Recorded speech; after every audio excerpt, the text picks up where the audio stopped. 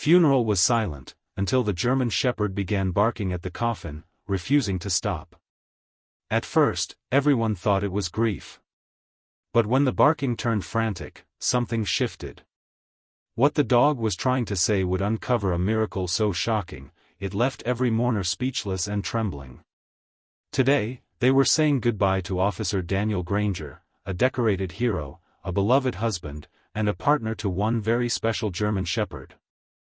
At the foot of the casket sat Rex, Daniel's loyal K9 companion.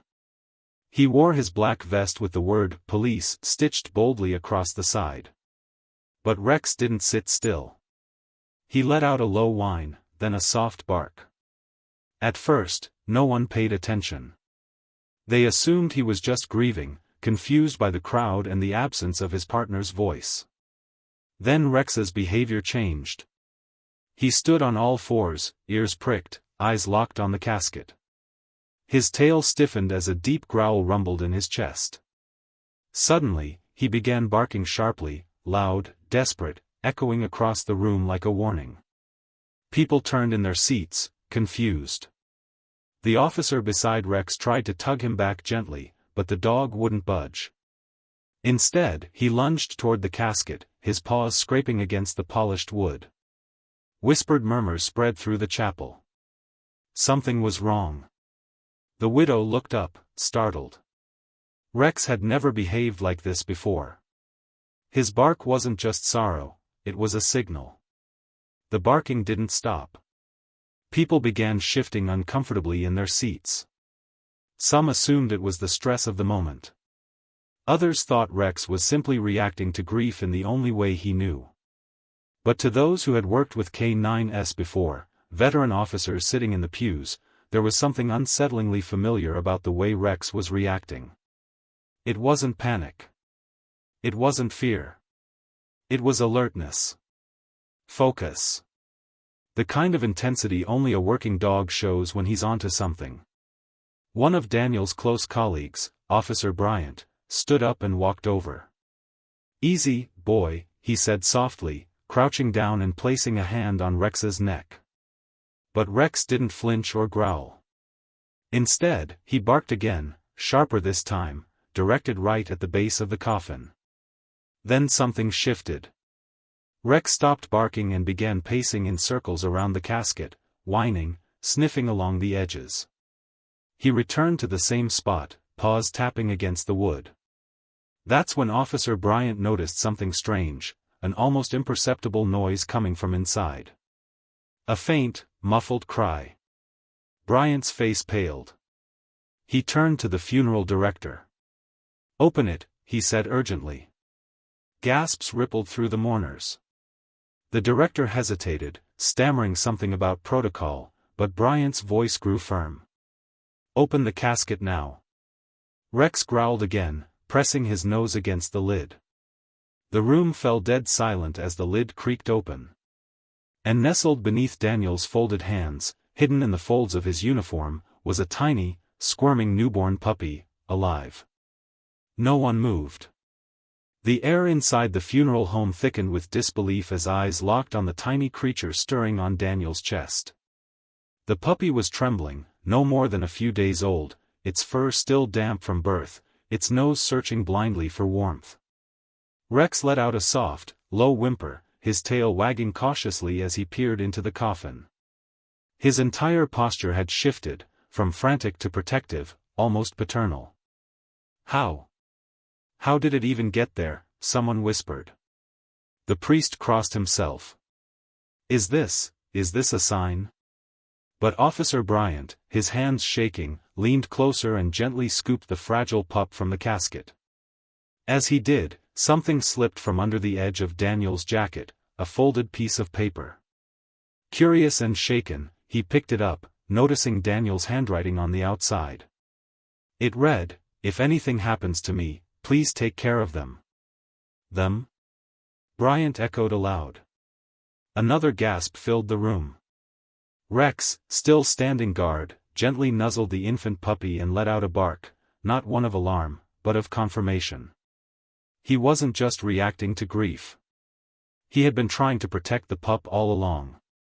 Daniel hadn't just trained Rex to obey commands. He had entrusted him with something far deeper, loyalty beyond death. And Rex had delivered, leading everyone to a miracle no one would have believed if they hadn't witnessed it themselves. Tears began to flow. But now they weren't just for mourning. They were for wonder. As the guests slowly gathered around, Officer Bryant unfolded the note with trembling fingers. The room had gone completely silent. No more sniffles. No more whispered prayers. All eyes turned to the worn piece of paper that Daniel had left behind, as if it might explain the mystery none of them could comprehend. The letter began simply, "If you're reading this, it means I didn't make it home." Gasps echoed through the room. Even the priest stepped back, stunned by Daniel's foresight. "But if Rex is still with you, and if by some miracle she made it too, then please know this wasn't an accident. I knew she was coming. I kept it a secret because I didn't want anyone to panic or try to stop me. Rex and we've seen things most can't understand, but we always understood each other." Officer Bryant paused, choking on his words, then continued, "She was born the night I went missing, in the cold, alone. Rex didn't leave my side, not even when he had the chance to run. He stayed. He guarded. And when I closed my eyes for the last time, I only hoped someone would hear him bark." The crowd broke down. The puzzle had been solved. The barking wasn't grief. It was a final message. A cry for help. A guardian's alarm. Daniel's final mission hadn't been about himself, it had been about protecting a life he had barely met. And Rex had made sure that life wasn't forgotten. Later that evening, as the sun dipped low beyond the hills, the puppy lay wrapped in a soft blanket inside the precinct's K-9 office. A nurse who had attended the funeral confirmed it, despite the cold, dehydration, and hours spent in the coffin, the puppy would survive. "It's a miracle," she whispered, eyes glistening. Rex sat quietly beside the crib, his eyes fixed on the tiny bundle. His usual stiffness had melted away, replaced by a calm protectiveness no one had ever seen in him before. Officers passed by, heads shaking in disbelief, some stopping just to sit beside him. This wasn't just a rescue. It felt sacred. Amanda, Daniel's widow, arrived holding the letter tightly in her hand. She crouched beside Rex, tears streaming freely. "He knew," she whispered. "He knew she'd need you." She reached out and gently stroked Rex's head. He leaned into her hand, eyes soft, body still. Amanda looked down at the pup, her voice trembling. "She'll grow up knowing who her father was, and the dog who saved her life." Bryant stood nearby, watching the scene unfold. "He never stopped protecting," he said quietly. "Even in death."